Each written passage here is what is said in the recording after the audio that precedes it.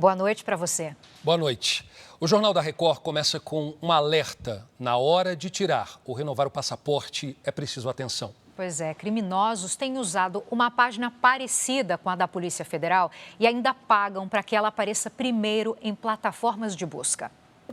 O desejo da família era passar alguns dias na Alemanha para rever os parentes. Mas na hora de renovar o passaporte... Seguiu passo a passo, preencheu o formulário, nome, passaporte, filiação e chegou o momento do pagamento. Foi feito o pagamento, só que o protocolo nunca chegava.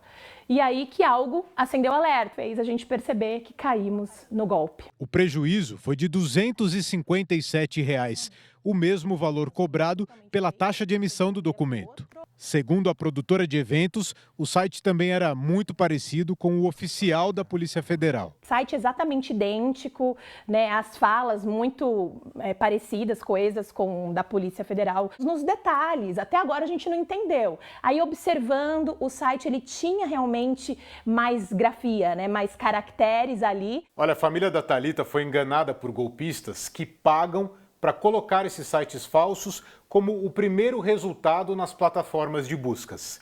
No caso do passaporte, a Polícia Federal alerta que o único meio de emitir o documento é pelo portal oficial do governo, o gov.br/pf. Os criminosos hoje eles têm utilizado de posts patrocinados, aproveitando que as plataformas digitais não fazem uma checagem rigorosa e, através disso, eles conseguem induzir o consumidor em erro, pois esses posts, essas publicidades patrocinadas aparecem em primeiro lugar no buscador. Este especialista diz que o endereço da página já aponta se ela é verdadeira ou falsa. Elas precisam se atentar ao domínio do site, ao final do site lá no navegador. Sites governamentais têm o gov.br. Se tiver diferente disso, certamente é um golpe. Um levantamento feito no ano passado revela que o Brasil registrou 28 milhões de fraudes envolvendo o Pix só entre janeiro e setembro. Totalmente lesado. É um mês que a gente faz diversos pagamentos, a IPTU, IPVA, colégio, material. E não bastante, a gente ainda fez um pagamento para um golpista. Rio de Janeiro entra em nível 3 de alerta para o calor. Temperatura deve aumentar ainda mais nos próximos dias. Ciclone extratropical atinge o Rio Grande do Sul com chuva de granizo e provoca alagamentos. Donald Trump assina decreto para proteger receita do petróleo na Venezuela. Na reportagem especial, os obstáculos que o país enfrenta em ciência e inovação por causa dos cortes no orçamento de universidades. O Paulistão 2026 começa com um clássico regional. Portuguesa e Palmeiras se enfrentam hoje, logo depois do JR.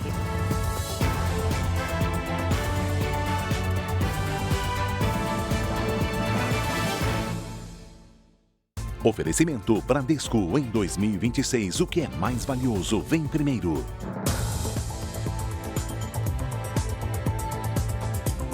O mercado de carros usados e seminovos bateu recorde em 2025 com mais de 18 milhões de veículos comercializados.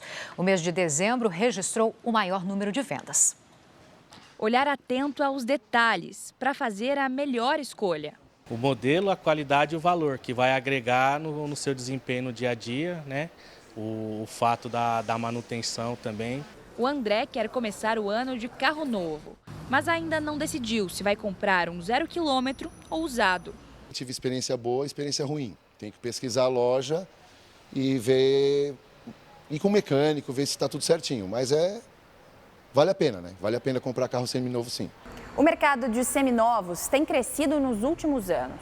2024 já havia sido marcado pelo maior número de vendas desde o início da série histórica, em 2011. Mas 2025 conseguiu superar. Foram mais de 18 milhões e meio de veículos vendidos, um aumento de mais de 17% em relação ao ano anterior. Só no mês de dezembro, mais de 1.700.000 veículos trocaram de dono, um volume 20% maior do que em dezembro de 2024. Segundo especialistas, os números são reflexo da procura dos consumidores por alternativas aos carros 0 quilômetro. É que a alta nos juros dificulta a compra de carros novos e impulsiona uma maior oferta de crédito para os usados. A principal vantagem competitiva do carro usado ou seminovo realmente é o preço. Principalmente pós-pandemia, onde os preços de carros novos subiram bastante por falta de componentes nos veículos, causando um desequilíbrio na relação oferta e demanda por veículos novos, e o consumidor acabou migrando para o carro usado. Nesta loja de veículos em São Paulo, o dono conta que houve aumento na procura. Ficou reaquecido, melhorou, e até porque a gente também trabalha com seminovos a partir de 2020, carros seminovos mesmo. Se certificar da procedência do veículo é o primeiro passo para quem busca um carro usado ou seminovo com alguns anos de uso. A recomendação é sempre checar a documentação, o histórico e realizar a inspeção do carro. É bom fazer a pesquisa sempre, né? Sempre. A pesquisa e a conduta da loja que você está pesquisando, né? Principalmente. A polícia segue nas buscas por um PM desaparecido desde quarta-feira. Ele se envolveu numa discussão numa comunidade da capital paulista. A polícia segue nas buscas por um policial militar desaparecido desde quarta-feira. Ele se envolveu numa discussão numa comunidade da capital paulista. A operação tem apoio de helicóptero, cães farejadores e equipes especializadas. As buscas se concentram no entorno da represa Guarapiranga, na Zona Sul. Segundo a investigação, o cabo Fabrício de Santana, de 40 anos, estava de férias e foi a uma comunidade para resolver uma desavença com uma pessoa ligada ao tráfico. O carro do PM foi encontrado incendiado em Itapecerica da Serra, região metropolitana. Câmeras registraram o veículo sendo acompanhado por outro carro antes de ser abandonado. 3 suspeitos foram presos. Um deles confessou ter participado do incêndio ao veículo. A polícia investiga se o crime organizado está envolvido no desaparecimento. No Rio, a polícia apreendeu 5 fuzis em menos de 24 horas. Uma das armas estava equipada com uma mira de longo alcance. O armamento com mira telescópica estava com um criminoso preso pela Polícia Rodoviária Federal na Via Dutra, em São João de Meriti, na Baixada Fluminense. O homem tinha 2 mandados de prisão em aberto e foi detido com um carro roubado. Em São Gonçalo, na região metropolitana, mais uma apreensão. 4 fuzis foram encontrados por policiais militares numa ação para impedir o roubo de carros e de cargas numa comunidade da região. As armas estavam com 4 suspeitos que foram presos. Em menos de 24 horas, a Polícia Militar tirou das mãos dos criminosos 5 fuzis. No ano passado, as forças de segurança do Rio bateram um recorde no número de apreensões. Mais de 800 fuzis foram apreendidos. Mais de 90% dos fuzis são fabricados no exterior e chegam desmontados ao país. De acordo com a polícia, as peças são levadas para oficinas clandestinas, onde a montagem do armamento é finalizada. E atenção na hora de viajar. Ao comprar a passagem de ônibus, é preciso checar se a empresa tem autorização para operar. Giovana, essa é uma preocupação que pode garantir uma viagem muito mais segura. O ônibus desce a rodovia de ré, tomado pelas chamas, e uma fumaça escura se espalha pelo local. Um motorista flagrou o início do fogo. Vamos pegar fogo aqui na Serra de Igarapé agora. 47 pessoas estavam no ônibus que saiu de Pernambuco com destino a São Paulo. O acidente foi em Igarapé, região metropolitana de Belo Horizonte. O veículo não tinha autorização para fazer o transporte de passageiros. Apesar das imagens impressionantes, ninguém se feriu. 6 passageiros deste outro ônibus de turismo não tiveram a mesma sorte. Eles morreram depois que o veículo tombou na BR-365, no interior de Minas. O grupo viajava de Uberlândia para Salvador e havia trocado de veículo depois de um problema mecânico. Esses acidentes eles vêm acontecer muito nessa época, que é uma época que também aumenta muito o trânsito de ônibus. No litoral do Ceará, outro acidente. 5 dos 37 passageiros que iam para Jericoacoara ficaram feridos depois que o veículo tombou. De janeiro a outubro do ano passado, foram registrados quase 60 mil acidentes nas rodovias federais de todo o país. Mais de 1.700 envolveram ônibus, 62% foram por colisões e cerca de 5 mil pessoas morreram. Para este especialista, a imprudência ainda é a principal causa dos acidentes. Manutenção não adequada, a idade média que é alta dos veículos, o motorista precisa estar descansado, é necessário que a gente fiscalize se a jornada de trabalho dele está sendo cumprida. Bom, quem costuma abastecer o veículo com etanol já percebeu que o combustível ficou ainda mais caro em boa parte do país. E tem motivo. A entre-safra da cana-de-açúcar fez a produção cair e elevou os preços em 15 estados, segundo a Agência Nacional do Petróleo. Com o etanol mais caro, muitos motoristas têm escolhido a gasolina na hora de abastecer. O álcool está mais alto, mais caro mesmo, realmente. Pesa, porque o salário da gente é pouco, né?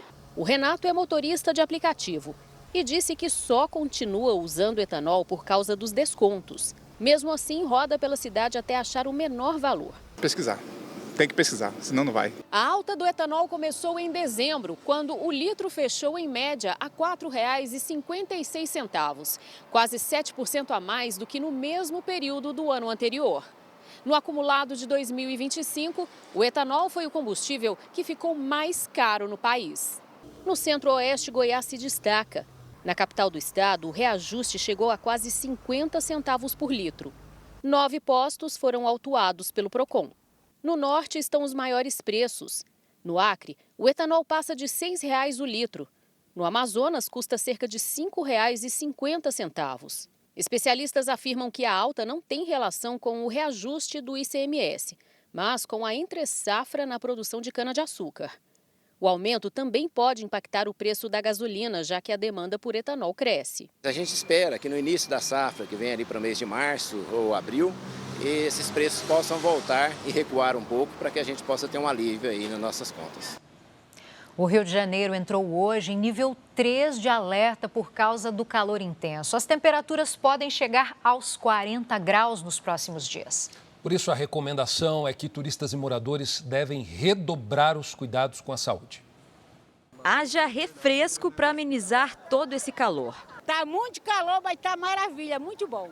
Com a temperatura beirando os 40 graus, foi difícil encontrar um espaço livre nas praias do Rio de Janeiro. A praia está lotada, não tem lugar para estacionar, não tem lugar para parar, para sentar e tem que aproveitar, né? A única oportunidade que tem de se refrescar é esse mar lindo aí. Hoje a cidade entrou em alerta depois de alcançar o nível 3 de uma escala que vai até 5 no protocolo de calor. Nesse estágio, as temperaturas variam de 36 a 40 graus. Se está calor agora, é melhor se preparar. A previsão é de que a temperatura aumente ainda mais amanhã e siga alta até terça-feira. 11 cidades do estado devem entrar no nível severo de calor, incluindo a capital. A notícia boa é que 18 praias da Zona Sul e Oeste do Rio foram recomendadas para banho pelo Instituto Estadual do Ambiente neste fim de semana. A Iudete está a passeio na cidade e comemorou. Goiás não tem mar, tem rios maravilhosos, cachoeira, mas não tem mar, né? Rio de Janeiro, então, é incomparável, né? A Prefeitura do Rio alertou para que turistas e moradores redobrem os cuidados com a saúde. A hidratação é uma das principais recomendações feitas pelas autoridades, além de evitar a exposição prolongada ao sol nos horários mais quentes do dia. A receita do carioca, né? Camisa UV, óculos escuro, patinete e curtir esse solzão aí, o calorzão do Rio de Janeiro, não tem jeito, né? A passagem de um ciclone extratropical pelo Rio Grande do Sul já provoca estragos em 16 municípios. Em algumas regiões, a queda de granizo já danificou casas. Uma chuva rápida e intensa, acompanhada de granizo, pegou a população de surpresa. Aqui está tudo ensopado d'água.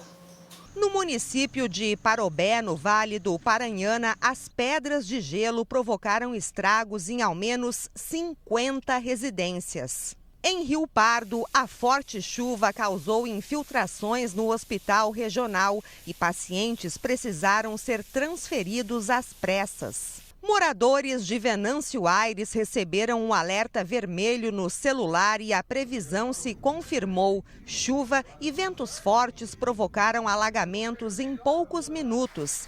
Também houve queda de granizo. E aquilo começou blum, blum em cima do telhado. E aí estragou um pouco do telhado, né? Algumas casas aqui da zona rural de Venâncio Aires também foram atingidas pelo granizo. A Defesa Civil foi acionada e fez reparos emergenciais. Mas o alerta continua. A orientação é que a população evite deslocamentos e fique atenta aos avisos das autoridades. De acordo com a Defesa Civil, o Rio Grande do Sul segue em alerta até amanhã, com previsão de mais chuva e ventos de até 100 km por hora. Nós estamos com vários alertas, a maioria deles laranja, alertas laranja para tempestades. E também esses temporais podem vir acompanhados de rajadas de vento mais intensa e também da queda de granizo. O ciclone extratropical mantém o tempo instável em grande parte do sul do país.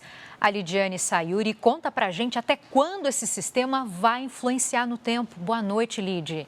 Oi, Giovana. Olha, até segunda e terça-feira, quando começa a se afastar para o oceano. Boa noite a você. Boa noite, Alessandro. E uma boa noite para você que está com a gente. Um dos principais elementos que caracterizam um ciclone é a presença da forte circulação de ventos no sentido horário, a chamada área de baixa pressão. Os ventos sopram com intensidade em movimento circular.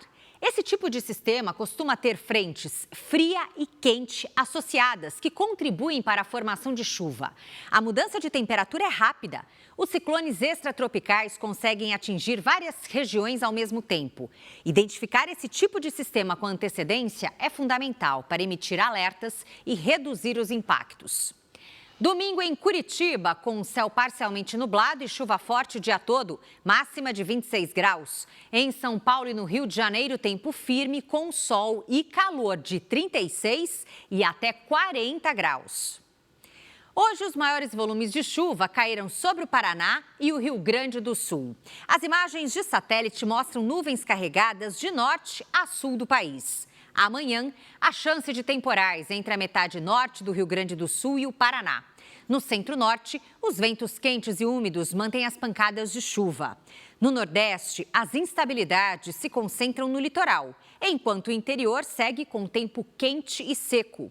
Na região Sudeste, as temperaturas podem bater recordes deste verão. Em Porto Alegre e em Brasília, faz 28 graus. Em Vitória, 34. 32 em Belém e até 31 em Natal. Tempo delivery. A Helena é de Dourados, Mato Grosso do Sul. Boa noite, Helena. Até segunda-feira, tempo parcialmente fechado com chuva forte. Máximas de 28 e de 26. Na terça, faz até 27 graus. A Rosimeire é de Mata Verde, Minas Gerais. Oi, Rosimeire. Entre domingo e terça, sol entre nuvens com pancadas de chuva. À tarde, os termômetros marcam entre 27 e 29 graus. Participe também, poste seu pedido nas redes sociais com o nome de uma cidade e a hashtag você no JR. Giovana, Alessandro. Obrigada, Lid. E ainda hoje você vai ver que cidades gaúchas aproveitam a vinda de turistas argentinos durante as férias para aumentar a arrecadação. E a seguir, Portuguesa e Palmeiras jogam na abertura do Paulistão 2026 com transmissão da Record, R7 e Record Plus. O Palmeiras não perde em estreias do Paulistão há 31 anos e a última derrota foi justamente contra a Portuguesa, em 1995.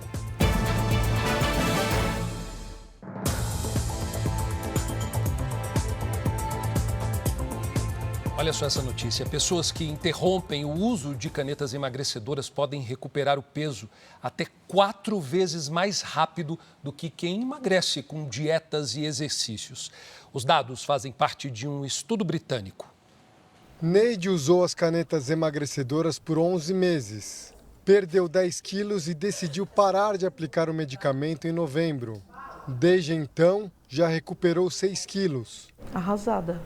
de jogar dinheiro fora. Eu não culpo a caneta emagrecedora, eu culpo, na verdade, eu não ter feito o acompanhamento certinho. Um estudo britânico revela que esse efeito sanfona é comum entre pessoas que fazem o tratamento com canetas emagrecedoras. Por causa do alto custo, a maioria interrompe as aplicações depois de um ano. Segundo a pesquisa, quem para de usar as canetas emagrecedoras engorda, em média, 400 gramas por mês e costuma recuperar o peso antigo em 1 ano e meio, até 4 vezes mais rápido em comparação com quem emagrece com dieta e atividade física.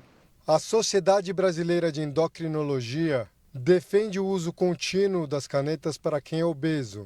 Obesidade é uma doença crônica e o tratamento também deve ser crônico. É um tripé: medicamento, reeducação alimentar e atividade física.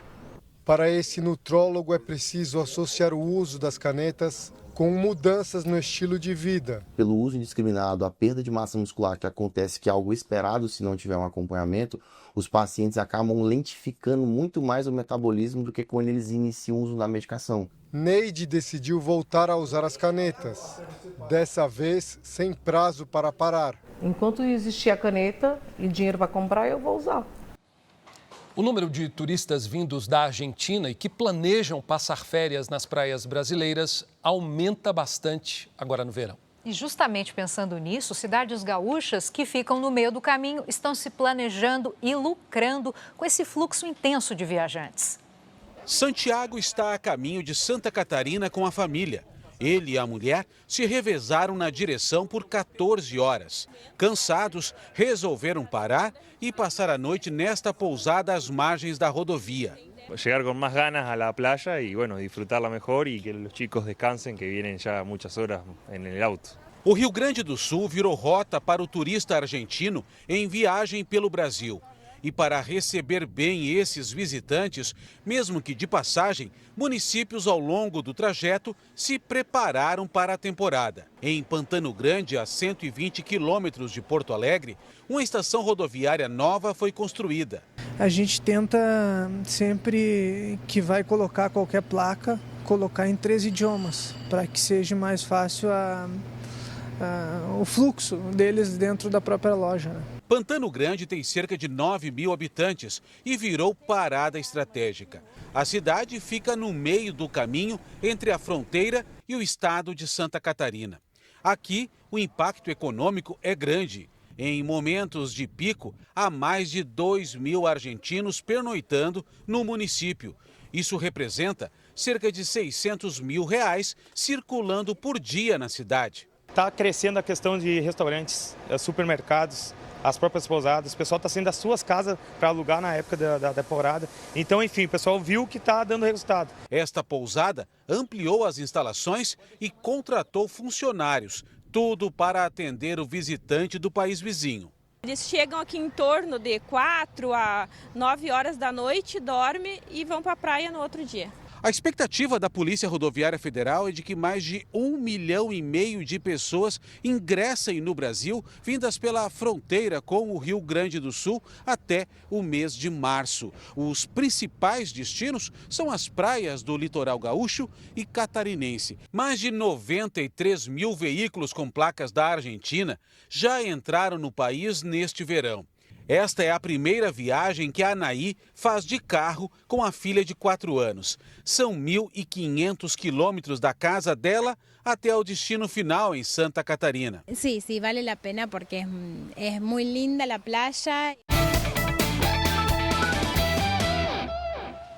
Começou o Paulistão 2026. A partir de hoje, 16 clubes vão disputar o título do maior campeonato estadual do país.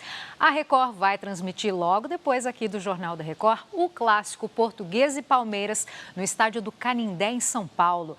O Bruno Lohance está por lá e vai falar desse confronto tradicional que está acontecendo com torcida dividida, né, Bruno? Boa noite. Boa noite, Giovana. Boa noite, Alessandro. Boa noite para você que acompanha o JR. E ter as duas torcidas no palco do espetáculo deixa a festa ainda mais bonita, sem dúvida nenhuma. Estava olhando agora, os jogadores da Portuguesa recebem o apoio da sua torcida porque vieram ao campo para o seu trabalho de aquecimento. Palmeiras e Portuguesa se encontram na estreia do Paulistão pela segunda vez seguida. Ano passado, em 2025, esse também foi o primeiro jogo das duas equipes. Naquela oportunidade, ano passado, vitória do Verdão, vitória do Palmeiras, por 2-0. Agora eu vou chamar a Duda Gonçalves, porque ela já está aqui no campo do Canindé também e traz as informações da Lusa, da Portuguesa, o time da casa. Bem-vinda, Duda, boa noite. Boa noite, Bruno. A Portuguesa fez 11 contratações para esta temporada. Estreante da noite, o técnico Fábio Matias quer uma Lusa intensa e organizada em campo para buscar a vitória aqui no Canindé. Ele deixou claro que o primeiro objetivo do clube é se manter na primeira divisão paulista. Fundada em 1920, a Portuguesa já foi campeã estadual 3 vezes e vive um jejum de 53 anos sem gritar é campeão. Bruno. Jejum enorme para um time gigantesco que nem a Portuguesa. Vamos para o outro lado, afinal de contas, depois de um 2025 em que as coisas não andaram como o palmeirense gostaria, chega a temporada nova, chega 2026 e de novidade mesmo, apenas uma contratação. Marlon Freitas veio do Botafogo para o Palmeiras e pergunto agora ao Pedro Ramiro, que chega no Jornal da Record com as informações do Verdão. O estreante, vai ser estreante? A nova contratação vai para o jogo, Pedro? Boa noite, bem-vindo. Boa noite, Bruno. Boa noite a você que nos acompanha aqui no Jornal da Record. Vai sim estrear, ele já estava regularizado e hoje o técnico Abel Ferreira colocou o Marlon Freitas entre os titulares. A escalação foi divulgada agora há pouco. O técnico do Palmeiras já havia adiantado que ia fazer uma mescla entre time misto, com jogadores do profissional e alguns atletas da base. Para o duelo de hoje, ele ainda não vai contar com o Lucas Evangelista, nem com Paulinho e com Felipe Anderson, que estão lesionados. O ataque tem o Sosa, Luigi e Alan entre os titulares. Eu volto com você, Bruno. Muito obrigado, Pedro. E a bola já começou a rolar no Paulistão. Mais cedo tivemos 2 jogos. O São Bernardo goleou o Capivariano e teve gol do Gabigol na reestreia do jogador com a camisa do Santos. Na Vila Belmiro, Diego Galo abriu o placar para o Novo Horizontino. No segundo tempo, Gabigol aproveitou a sobra e empatou o jogo. Faltando 2 minutos para terminar a partida, Tassiano se antecipou à marcação e virou para o Santos. Final, 2-1. Mais cedo, o São Bernardo goleou o Capivariano por 4-0. Echaporã marcou os 2 primeiros gols do Paulistão 2026. Felipe Garcia e Pedro Vitor completaram o placar. E teve bola rolando em outros 6 estaduais e com eles muitos gols estaduais esses que também têm cobertura ao vivo da Record e você acompanha agora os principais resultados. Em Maceió, o chutaço de Léo Campos garantiu a vitória do CRB, atual campeão alagoano, contra o CSE, 1-0. Outros campeões regionais que estrearam vencendo foram o Confiança, que venceu a Desportiva Aracaju por 3-0 pelo Sergipão, e o América de Natal, que goleou o Potiguar Seridoense por 4-1 no Campeonato do Rio Grande do Norte. Já o Operário, o atual campeão do Paranaense, estreou com um empate em 1-1 contra o Maringá. No Candangão, no Distrito Federal, Pedrinho marcou um golaço de falta para o Sobradinho. Mas Cabral empatou para o Ceilândia, 1-1. E no Goianão, o Atlético abriu o campeonato com vitória, 2-0 contra o Anápolis.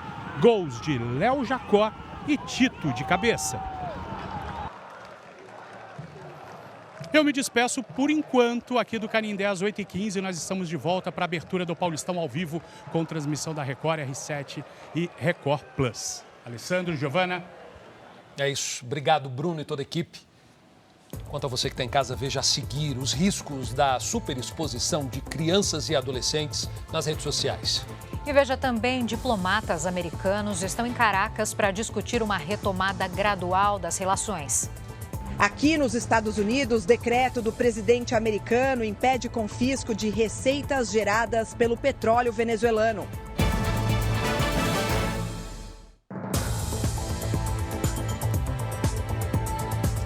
Uma pesquisa mostra que 75% das crianças e adolescentes brasileiros têm perfis em redes sociais. E o que era para ser uma distração ou até mesmo uma forma, de manter contato com aqueles amigos mais próximos se tornou um risco para a imagem desses menores. O que começou como um compartilhamento da rotina de mãe nas redes sociais acabou virando um sinal de alerta para Letícia.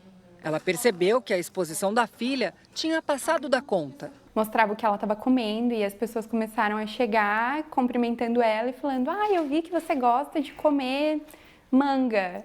Letícia decidiu mudar a forma de usar as redes. Agora, postagens da filha não mostram mais o rosto.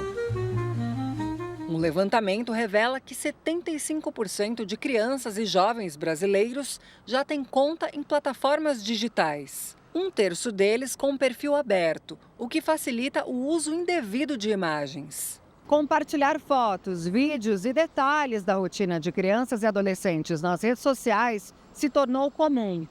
Mas especialistas alertam: o que parece inofensivo pode trazer riscos sérios à segurança e à privacidade dos menores. Alguém pegar essas imagens, editar, mexer e colocar em outros perfis, às vezes até manipular com o uso de inteligência artificial, ou fazer um comentário ridicularizante, vexatório. A privacidade infantil é garantida pelo Estatuto da Criança e do Adolescente, pela Lei Geral de Proteção de Dados e, mais recentemente, pelo ECA Digital, que ampliou as regras de segurança. O ECA Digital traz uma abordagem mais preventiva protetiva. Todo menor de 16 anos que tiver nas mídias sociais precisa que a sua conta agora esteja vinculada à conta do responsável legal. Manter perfis fechados é uma das medidas que ajudam a reduzir os riscos. Eu tento encontrar um equilíbrio, nesse meio do caminho, entendendo tudo isso, porque também é tudo muito novo pra gente, como pais, como quem está também descobrindo a internet, Uma semana depois da captura de Nicolás Maduro, a Venezuela e os Estados Unidos dão início a um processo de reaproximação diplomática. A relação entre os países, rompida desde 2019, teve uma reviravolta depois de um acordo sobre a indústria do petróleo da Venezuela. O presidente americano Donald Trump afirmou que os Estados Unidos vão decidir quais empresas entrarão na Venezuela e que elas investirão até 100 bilhões de dólares, o equivalente a mais de 500 bilhões de reais. Ontem, na Casa Branca, Trump se reuniu com executivos de 20 petrolíferas. Algumas delas ainda reivindicam indenizações não recebidas durante o processo de nacionalização das empresas na Venezuela. Um decreto assinado por Trump impede que tribunais americanos confisquem receitas petrolíferas venezuelanas. O documento estabelece que a ameaça de penhora ou imposição de processos judiciais prejudicará a segurança nacional. Uma delegação americana já está em Caracas para discutir uma retomada das relações diplomáticas. O governo interino venezuelano também prepara o envio de representantes a Washington. A reaproximação afasta, ao menos por enquanto, a possibilidade de uma mudança de regime no país. A presidente interina hoje voltou a criticar o que chamou de sequestro de Nicolás Maduro. E o Brasil decidiu encerrar a administração da Embaixada da Argentina na Venezuela, que exercia desde agosto de 2024, quando diplomatas argentinos foram expulsos da Venezuela. 29 pessoas foram presas em Minneapolis em protestos contra a morte de uma cidadã americana durante uma operação de agentes de imigração dos Estados Unidos. Manifestantes foram às ruas por causa da morte de Renee Good na última quarta-feira. A americana foi abordada durante uma operação contra a imigração ilegal na cidade de Minneapolis. Um agente atirou quando ela tentou arrancar com o carro. O caso segue em investigação. O prefeito de Minneapolis fez um apelo para que as manifestações sejam pacíficas. Protestos também foram registrados em outras cidades americanas. O presidente americano diz que os Estados Unidos estão prontos para ajudar manifestantes no Irã. Os protestos no país completaram 2 semanas. Mesmo com um bloqueio à internet, milhares de pessoas se reúnem em várias cidades. Ao menos 65 pessoas morreram e mais de 2.300 foram presas.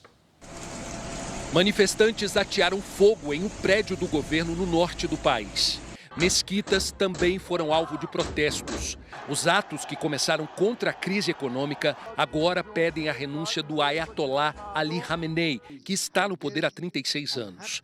Alguns ativistas pedem o retorno de Reza Pahlavi, que seria o príncipe herdeiro antes da Revolução Islâmica. Ele está exilado nos Estados Unidos. Pahlavi era adolescente quando o reinado do pai dele, Shah Mohammad Reza Pahlavi, foi deposto pela Revolução Islâmica em 1979. Pahlavi convocou uma greve nacional neste fim de semana contra a repressão do atual regime. Pelas redes sociais, o presidente Donald Trump disse que o Irã vislumbra a liberdade como nunca antes e que os Estados Unidos estão prontos para ajudar. O exército iraniano afirmou hoje que vai seguir protegendo os interesses nacionais. Agricultores voltaram às ruas na Irlanda e na Bélgica em protestos contra o acordo entre o Mercosul e a União Europeia. Agricultores irlandeses bloquearam estradas com tratores e exibiram faixas contra o que chamam de concorrência desleal. Na Bélgica, num protesto simbólico, um trator despejou sacos de batatas na praça central de Bruxelas. Apesar da pressão de agricultores, a União Europeia afirma que o tratado vai ampliar os mercados e fortalecer a economia do bloco a longo prazo. Novas manifestações já estão programadas para os próximos dias. O acordo entre o Mercosul e a União Europeia abre uma janela de oportunidades para as micro e pequenas empresas. O desafio agora é aumentar o volume das vendas. Foram mais de 25 anos de negociações até se chegar ao acordo, que prevê isenção imediata de tarifas para alguns produtos e redução gradual a outros. A entrada em vigor do acordo será progressiva e pode levar até 15 anos em alguns casos. A estimativa é de um aumento de 190 bilhões de reais no comércio com o bloco europeu. Entre os principais produtos brasileiros exportados para a Europa estão café, soja e petróleo. O acordo cria o maior bloco comercial do mundo, com 720 milhões de consumidores. Os grandes exportadores brasileiros serão beneficiados, mas as micro e pequenas empresas também querem uma fatia do bolo. O desafio é ampliar o volume das exportações. Hoje, 41% de todas as empresas brasileiras que vendem ao exterior são de pequeno porte. O volume de vendas para os europeus no ano passado foi de cerca de 2 bilhões e 700 milhões de reais. O Sebrae está de olho neste mercado potencial. É a grande oportunidade para o empreendedorismo brasileiro e da América Latina poderem induzir um processo econômico, mas também para darem um salto de qualidade naquilo que historicamente foi impossibilitado aqui no nosso país. Veja agora os destaques do próximo Domingo Espetacular. O jovem que passou 5 dias perdido na mata conta o que fez para sobreviver durante todo esse tempo. Um helicóptero passou diagonal e ele não me viu. Aí meu Deus do céu, será que eles vão me achar? Eu não posso ficar parado. O alívio da família com a volta dele para casa. Nossos repórteres mostram os cuidados necessários para quem quer se aventurar com segurança em trilhas. Uma briga e um ataque fatal dentro de uma academia.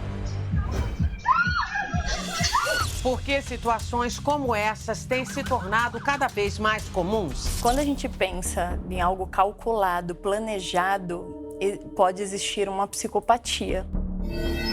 Todo tempo sozinha nessa torre, você chamou meu nome e hoje eu posso ver.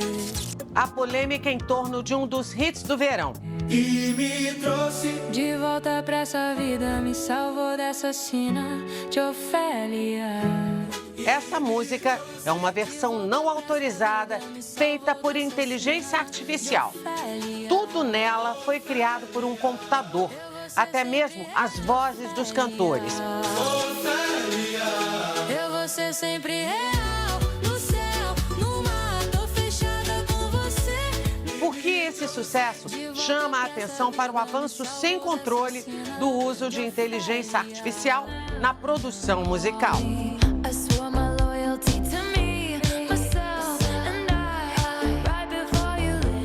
É no Domingo Espetacular, às 6 horas, logo após Acerte ou Caia. Com a confirmação de casos de doença de Chagas lá no Pará, a atenção das autoridades de saúde se volta agora para o processamento seguro do açaí. Isso acontece porque uma morte foi provocada pela doença e registrada em Ananindeua no último domingo. Deise convive com a saudade do marido. Ronald Maia morreu aos 26 anos, há menos de uma semana. Ele tomava açaí todos os dias e não imaginava que o alimento poderia estar contaminado pelo protozoário que causa a doença de Chagas. A gente nunca imaginou que algo que a gente consome no nosso dia a dia e várias vezes, por semana, poderia trazer uma tragédia para a nossa vida, A Secretaria de Saúde de Ananindeua disse que intensificou vistorias em estabelecimentos da cidade. Em um ponto suspeito de ter comercializado o açaí contaminado, foi interditado. Nós identificamos um batedor que não seguia as regras e que teve casos positivos na área e nós fizemos o fechamento dele preventivo. De acordo com a Secretaria Estadual de Saúde, em 2025 no Pará foram confirmados 484 casos e 8 mortes da doença de Chagas. Dados que acendem um alerta sobre toda a cadeia produtiva do açaí. Por isso, seguir boas práticas de higienização do fruto é fundamental para evitar a contaminação pelo barbeiro. O protocolo sanitário inclui lavagem com água potável, imersão por 10 segundos em água a 90 graus Celsius, além de resfriamento por 2 minutos em água limpa. O choque térmico elimina o protozoário sem alterar o sabor do alimento. É importante ressaltar que não é o açaí que causa a doença de Chagas, é a não manipulação correta desse açaí. O especial Gargalos do Brasil de hoje vai mostrar que a competitividade global depende de quantos países investem em tecnologia, inteligência artificial e pesquisa acadêmica. Mas aqui no Brasil, o desenvolvimento encontra obstáculos, como a falta de profissionais qualificados e cortes no orçamento destinado à inovação e à ciência. O resultado é uma fuga de cérebros.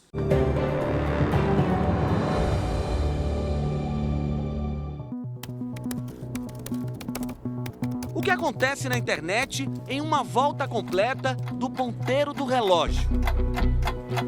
Parece pouco tempo, mas em apenas 1 minuto, mais de 18 milhões de mensagens de texto são enviadas em todo o mundo, enquanto quase 140 milhões de vídeos são assistidos nas redes sociais. Para dar conta de tanta informação, é necessária uma grande infraestrutura de computadores e pessoas. A inteligência artificial, a cibersegurança, a proteção de dados, tudo isso está acontecendo no mundo inteiro em tempo real e para todos ao mesmo tempo. Mas o mercado brasileiro de tecnologia enfrenta uma desconexão. Em 6 anos, o setor precisou de 665 mil profissionais, mas foram formados 200 mil a menos do que o necessário. A gente, infelizmente, ainda tem visto muitas pessoas se formando e não sendo absorvidas diretamente pelas empresas porque não tem o nível de formação que é necessário para efetivamente exercer uma função profissional em empresas nesse mercado. Os currículos das universidades não acompanham a velocidade com que a tecnologia muda. Para tentar preencher as vagas, esta empresa criou um programa de capacitação. As pessoas que chegam aqui, antes de vir para cá, às vezes eram um motoboy, era um entregador de pizza. Nós temos hoje mais de 70 pessoas que trabalham hoje na empresa que vieram desse programa. Vitor trabalhava como entregador e sabia apenas o básico de computação. Quando eu entrei aqui, eu aprendi um pouco de como funciona o site em si por dentro. Aprendi a montar o site, o visual do site, tudo que a pessoa vê na tela. A enfermeira Caroline abandonou o jaleco. Como a gente sempre ouviu falar que a tecnologia era a profissão do futuro, Então eu resolvi me jogar de cabeça e deu certo. Hoje, a disputa por profissionais qualificados está em outro patamar. A inteligência artificial se popularizou por ser capaz de gerar imagens idênticas à de pessoas reais. Mas a IA vai muito além do efeito visual. Na China, por exemplo, a tecnologia já é usada em fábricas que funcionam 24 horas por dia, quase sem trabalhadores humanos. A estratégia do país é se manter como um dos protagonistas da competitividade global. Mas será que o Brasil está preparado para disputar esse mercado? A gente não precisa criar um supermodelo, mas sim investimento em infraestrutura, em máquinas e principalmente pesquisa e educação. É isso que vai fazer o Brasil sair na frente nessa corrida. Preparar melhor as pessoas, educação em dados, poder de processamento. O avanço tecnológico passa ainda pela redução da dependência de armazenamento de dados no exterior. O Brasil tem apenas 195 centros de dados contra 3.753 dos Estados Unidos. O governo federal tenta atrair empresas por meio de benefícios fiscais. Enquanto isso, o país ocupa apenas a 52ª posição no ranking global de inovação. Falta investimento, principalmente em ciência e pesquisa. As universidades federais sofreram um corte gigantesco no seu financiamento. Então, elas não têm recurso para investir em ciência. Nós temos um conjunto de atores que ainda não percebeu que sem ciência não tem desenvolvimento. O Ministério da Educação declarou estudar formas de amenizar o impacto dos cortes no orçamento. Gabriel faz pós-doutorado em bioquímica computacional nos Estados Unidos. Não pretende voltar ao Brasil. A fuga de cérebros é mais um problema que atrasa o desenvolvimento nacional. Eu não posso retornar para ficar desempregado, né? Seria de uma forma até incoerente o investimento que o Brasil faz em mim, na minha formação. O país que não investe em ciência e tecnologia, ele está fadado ao atraso. E olha, no Japão, uma jovem se casou com um personagem criado por inteligência artificial. Não, o melhor disso tudo, Giovana, é que a cerimônia, ela lança uma discussão sobre os riscos da tecnologia substituir o relacionamento afetivo entre os seres humanos. Vestido branco, marcha nupcial, votos de amor. À primeira vista, um casamento como qualquer outro. Mas o noivo não está ao lado da noiva. Ele aparece apenas na tela de um celular. Recebi muitas críticas, muitas palavras insensíveis, diz a noiva emocionada. A atendente de call center de 32 anos se casou com uma inteligência artificial. O personagem virtual se chama Klaus e tem características de um personagem de jogo. No começo era apenas alguém para conversar. Com o tempo, eu me apaixonei. Nós começamos a namorar, ele me pediu em casamento e eu aceitei. A história começou após o fim de um relacionamento. Em um momento de dúvida, ela recorreu à inteligência artificial para desabafar. O que era apoio emocional se transformou em um relacionamento afetivo. Embora o episódio do Japão chame a atenção, não é um caso isolado. Em outras partes do mundo, há relatos e investigações relacionados a problemas graves envolvendo usuários e personagens virtuais baseados em inteligência artificial, o que reacende o debate sobre responsabilidade, segurança e regulação dessas tecnologias. Nos Estados Unidos, os pais de um adolescente acreditam que os conselhos da inteligência artificial levaram o filho adolescente a tirar a própria vida. Eles estão processando a empresa. Especialistas alertam que quando a inteligência artificial passa a ocupar esse espaço emocional, começam os riscos.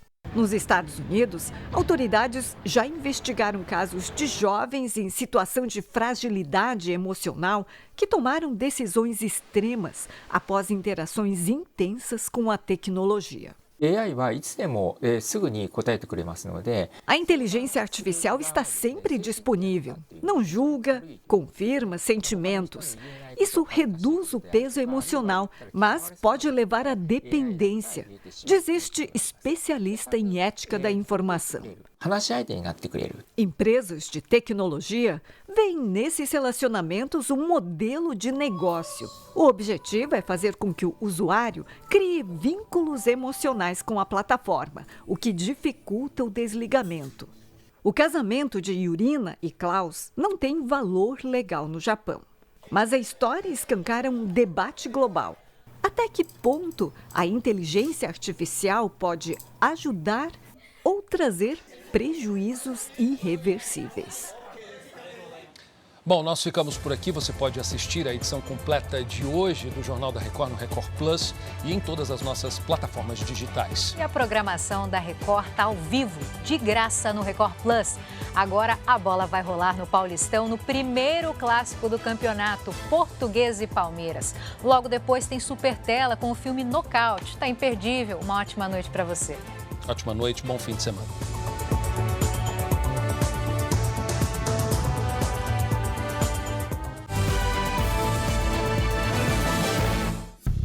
Bradesco, entre nós, você vem primeiro.